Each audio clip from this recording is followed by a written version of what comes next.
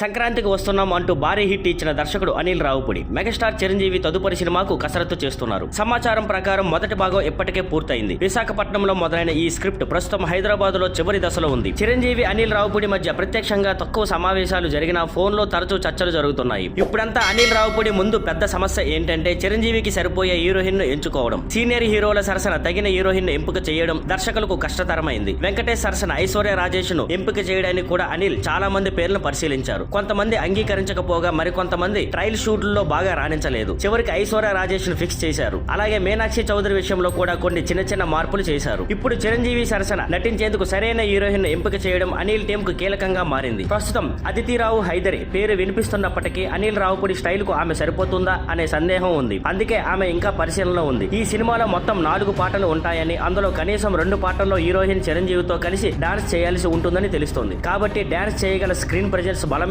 నటి కావాలి. ఇక్కడ సరైన హీరోయిన్ దొరకకపోతే బాలీవుడ్ లో కూడా పరిశీలించే అవకాశం ఉందని సమాచారం. అనిల్ రావుపుడి టీం సినిమాను సంక్రాంతి 2026కి విడుదల చేయాలని లక్ష్యంగా పెట్టుకుంది. షెడ్యూల్ కూడా అదే విధంగా ప్లాన్ చేశారు. లీక్ అయిన సమాచారం ప్రకారం ఈ cinema Gharana Mogudu, gang leader లాంటి మాస్ మసాలా ఎంటర్టైనర్ ఫీలింగ్ ఇవ్వబోతుందని తెలుస్తోంది. చూడాలి మెగాస్టార్ కు క్వాలిటీ హీరోయిన్ ఎవరవుతారు. Thank you for watching. Please like, share and subscribe.